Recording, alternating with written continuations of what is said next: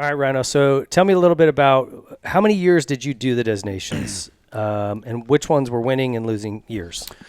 I raced 3 years. I got nominated 5 times, I think. 5 times, 2 times, one. So 95 was my first year. 96 I was going again, and then the last against Steel City was like 1 weekend or 2 weekends before the one in Spain, and Greg Albertine ran over my foot in the first turn and broke my leg, so I couldn't go, and then Emig went. So that was one time that I couldn't go. I got nominated again, and then I think 9/11 happened.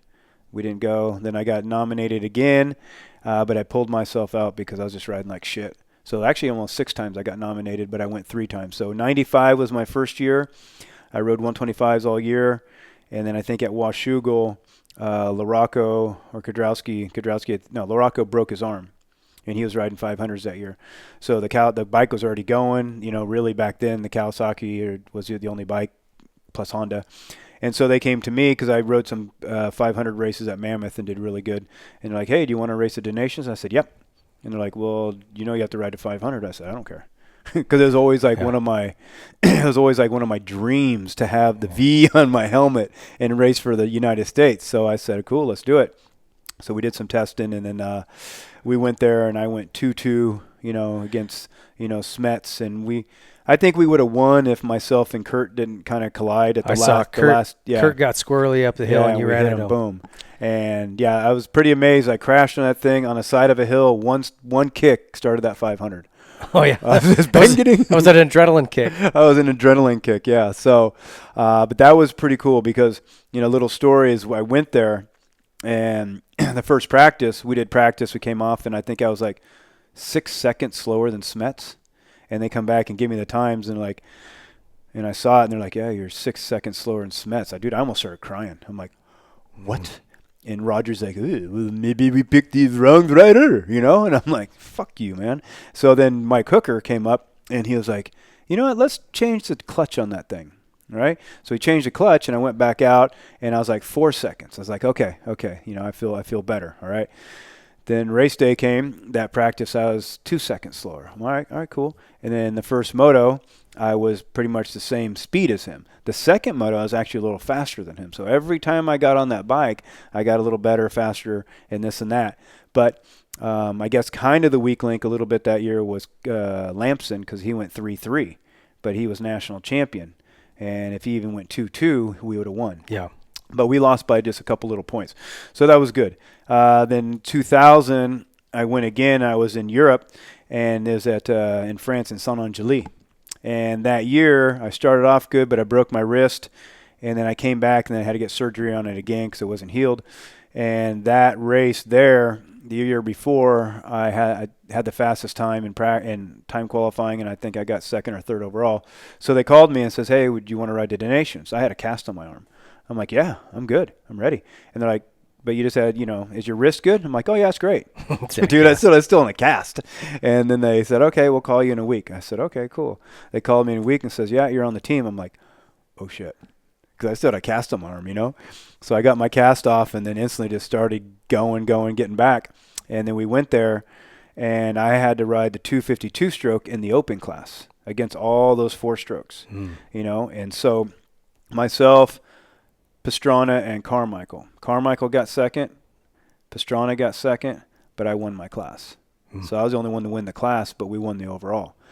So that was like one of the most memorable and fulfilling experiences I've ever had in motocross because, again, Motocross the Nations for me when I was a kid was just iconic. Yeah. And so I got to do that again. And then 2003, I got picked again to go, and I was riding 125 class all year. Well, guess what they put me on, a 450, So I ride a 450. So again, 125 2-stroke all year, and then jump on a 450 4-stroke KTM with no linkage. Where was it? That was in Belgium. Okay. That was in Belgium, and I think we got second again. And I think I collided with somebody and it snapped my chain off. And then I think Ferry hurt his thumb or something. So we had kind of couple bad motos. And then they did some weird, scoring that year. They changed it up, but we got second, I think, to Belgium. Okay. So, we were always there, and then that one year I won. But, again, Motocross the Nation was always something amazing and memorable to me, and always a goal to go to. Yeah. So what do you see this year? It's this weekend, obviously. I think everyone knows Australia going in is the favorite. Mm-hmm. The Lawrence brothers are just on one right now, both of them. Yep. And Kyle Webster is a solid third rider for them. Yep. Obviously, they got it done last year. Some other teams that are good, Netherlands, Koldenhoff, De Wolf, and Vlaanderen. That's going to be strong. Belgium, the Koonin brothers, and Liam Everts. Yeah. That'll be a good one. France is always good with Fevre and Ryno. And then Italy, which I don't know if they'll be in contention, but I'm rooting for them with Caroli coming back and Adamo and Bonacarsi. Yep. What do you see here, man? I mean, how do you see it happen? And then obviously the U.S. team has got completely unraveled at the SMX finale. It will now be R.J. Hampshire, Eli Tomac, and Justin Cooper riding the 250. Yeah. Well, I think, this team before, U.S. team was probably maybe the best team in lineup, right? Now maybe a little step down. So what would you say about the American team? Well, they have a home track advantage. But with a home track advantage, because being your home, your home country, well, now there's pressure. But you have to look at the Australia team. They have a home track advantage too, because both those kids have raced this track. Yeah, just a month ago. Yeah, so it's a straight playing field for those guys, right? So yeah, that Webster kid, he's really good. The Lawrence brothers are on top. So, America has a good team. They have a home track advantage compared to all the other teams except one team, right? So, for me, and again, there's a lot of great teams. Anything can happen. It could rain, that's Motocross the Nations. Anything can happen. So you can't say they are 100% going to win. Yes, they're favorites, but with 3 motos and 2 classes going off in 1 moto, it's a thing. Oh, yeah. I don't think that you should be able to throw a moto out. I think that's stupid. I think that's dumb. To me, that's very amateurish. Like, every moto should count, right? Why throw a moto out? Because that would decide things so much differently if they didn't throw a moto out. Like, it seems like some of those rules were built in the 80s, late 80s, early 90s, when we were on a roll of 13 wins in a row, and they were kind of going, well, how can we beat the Americans? Yeah, like our guys will have 5 good motos, but then 1 bad one. Let's throw one out. Well, that's what happened with us in Slovakia, is that we won for so many years that all of Europe was against us. So Kurt Nicole was blocking me. You know what I mean? Mm-hmm. They didn't care who won as long as just America didn't win. But again, in professional racing, professional sports, like, so in baseball, do they throw an inning out? No. Football, do they throw a quarter out? No. Yeah. In sprinting and cycling, and nothing. So why throw a moto out? I think that's stupid. I think that could decide so many different. That could have decided so many different championships in the Motocross of Nations if there wasn't a moto thrown out. Yeah, I agree with you. Yeah. There's something that's changed, and I would love to dive in this deeper down the road. Yeah. With maybe a panel of people who've been a part of it, but like you said, when you were younger and you watched our guys, the RJs and Mortys and Johnny O's, Doggers, man, it was like, it gave you chills. Yeah. And you just, that carried over into our era, Yeah. where it was just an honor to go, and you didn't even think about not being paid. Yeah. You don't care what it costs. It's like, you're going. You just want to go. You want to be a part of it. Yeah. That's gone away, and I try to look at it from both sides, and I see the rider's point of view. It's like, hey, I have this short career. I'm paid to win championships in this series here. That's outside of it, especially if you're changing teams or you have an injury that needs to get healed, done, a surgery or something. I get it. But for one reason or another, it's lost its luster. And especially if it's in the U.S., usually we can get our best guys to go. They'll make that commitment. But if it's in Europe, I mean, you've seen over the last decade or two, it's like a lot of times guys are going, I think it's kind of picked up a little bit in the last few years, because I think a lot of people have gotten kind of hounded about it. And again, why did you get into the sport? Because you loved it.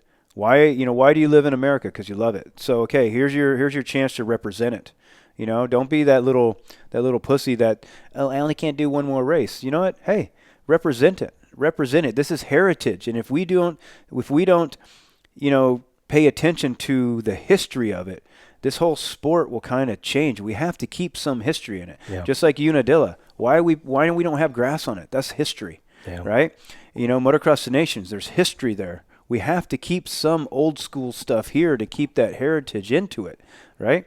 That's like, Monaco may not be the best F1 race for viewership or whatever, or for passing, but it's iconic. Yeah. So we need to keep some things that are iconic in our sport instead of just going, oh, I don't get paid, and oh, it's too much work, and whatever it is. And we're losing that. I mean, like the Citadel at Namur, we lost that. Yeah. Talk about heritage. Yeah. I mean, it goes back so far. So, and over here, we've lost some really historic tracks. Yeah. I mean, Glen Helen lost. However, it's not a part of the schedule anymore. Yeah. We've lost some of that stuff, and I agree with you. I love keeping it alive. Because it's all politics, and then it's all to me, a bunch of kind of like a little bit of pampered people, right? So right at maybe Carmichael, right after that era, then it went down. People like, oh, I'm too good to go. But then there's a lot of backlash, and now you're starting to see the riders like, no, man, I'm stepping up, like Eli and all these people. And I think Eli would have gone to Europe. I really do, because he wants to finish out his career with not leaving anything on the table. Yeah. And you get a lot of respect from doing it. You get a lot of respect from the fans. Just a lot of our fans nowadays are new to the sport, and they don't know the history. Like, when you go through Anaheim, you can tell that 90% of the people don't ride. Yeah. When back in our day, anybody that's at that race rode, fan-wise. Now, because it's gotten so much more popular fan base-wise, not so much participant-wise, that you're starting to see a little bit of lack of history in it. I'll always take a guy who really wants to go over maybe a more marquee rider. Yeah. You know what I'm saying? Oh, yeah, I'm not saying that Chase didn't want to go, but I know his relationship with KTM was he's let's say in a hurry to get out of that. It seems like there's a lot of people in a hurry to get out, man. So I think for him, he was like, I want to go. I mean, it's close to home for him, and I think he's got that patriotic spirit, but he's got a big change about to happen. Yeah. So, like, for him, I could see. Yeah, but did anybody see his crash? Holy shit, man. Oh, man. I don't think that he's ready for it. No. Yeah, I mean, dude. No, 100%. I'm not calling him out. I'm just saying, let's say he didn't really want to go. I would take an RJ who's like, oh, my gosh, put me in, coach. Yeah, please. Over that anytime. Yeah. Because I've seen it. I mean, where we've had guys who kind of go over and they're like, I mean, the same with me. I was just thrown in there, and dude, I'm like, whatever it took. Yeah.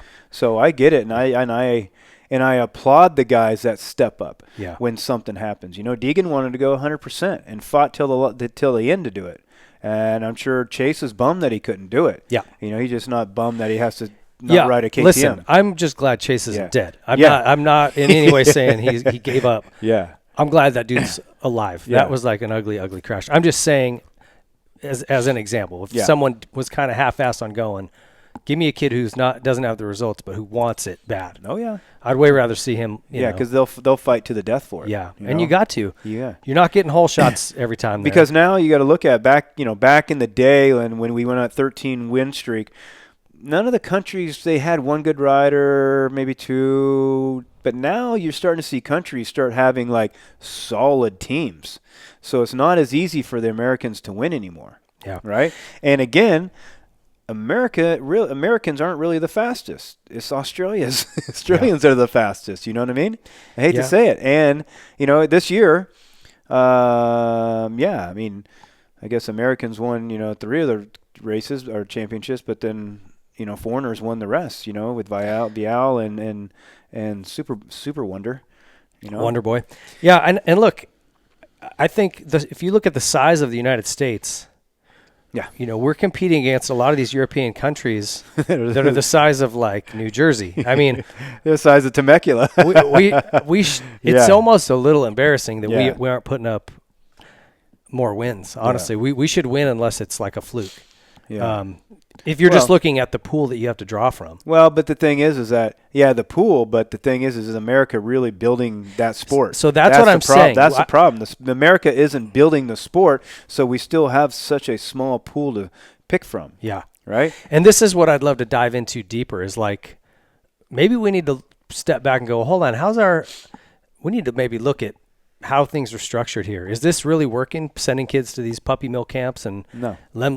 Not racing, but 5 or 6 times a year. It's not working. No, it's burning them out. And I would go so far as to Burning 'em out. say all these tracks that are prepped and watered every day, Yeah. that's hurting us. Yeah. We used to go ride on dog crap. I remember going to Central with you, and it was like there was not a worse place to ride a motorcycle. You couldn't ride in a worse place. it was like riding on the moon. It was so hot there wouldn't even bugs didn't even live out there. But this is what I've always said is that the problem is that you're not seeing anybody come from California except now Deegan in the last 10 years and dominated. Back in my day, let's go back, Burnsworth, Johnson, Glover, Lachine, Bader Manet, Mike Craig, myself, McGrath, Jeff Ward, Johnny O'Mara, all came from Southern California plus more. Yeah. Now, there's not because these tracks don't challenge the riders enough. They're way too easy. Way, way too easy and pamper and prepped that the kids, it only allows their skill level to get to a certain point. Where back in our day, you couldn't help but become good because the tracks are so shitty. The worse the track is, the better technique you need to have, right? Yeah. And so now you're not seeing that because all the tracks are so easy. So they get to a point and then they kind of fizzle out. They flatten out. Yeah, it just seems like there's a lot of holes in their game. Yeah. Oh yeah. Yeah. I tell this all the time. Like, I didn't go ride when it was muddy. I always waited till the track got good and went out. Mm-hmm. Well, when I turned pro, guess what? I couldn't ride the mud to save my life. Yeah. And I never really got good at it because I didn't get, Yeah, see, I did it different. When it rained, I went mud. I went out and rode. You were good in the mud. And I was always good in the mud. But I don't feel that being from South, if you had to ride in the mud, because riding in Southern California, there was no traction. So you're so used to the bike kind of going, like that in the mud, it was just normal. Yeah. How are you going to keep a straight line at Central? You do great till you hit a huge rock under the sand. A cement culvert, right? Yeah. All right. Well, so if you had to give me your top 3 picks, how do you think it's going to play out this weekend? Let's say right now, I'd say Australia, America, Netherlands. Yeah, I think that's a pretty solid. I would pick that just going off of the results this year. I think Belgium, the Netherlands, and us, and the U.S. are going to be. Yeah, it's going to be a fight. Yeah. Yeah. If the Lawrence brothers can just dominate all 4, both their classes, then they only need that guy to do one good race, and that's it. That's it.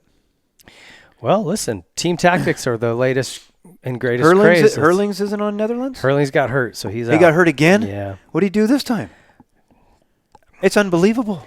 Yeah, it's a lot. It's unbelievable. No, but I'm serious. It's unbelievable. Not so much that this guy gets hurt, but just the tenacity this guy keeps has. coming back. Holy shit. After his broken collarbone, he came back and started winning again. Just think about this. 112 GP wins. Over 200 and something moto wins. Over 220 or something moto wins, dude. That's like makes Carmichael not even, you know what I mean? I know. And the duration that he did it, and it's like, whoa. Because again, if you match up Carmichael's outdoor against Hurlings, it doesn't even compete.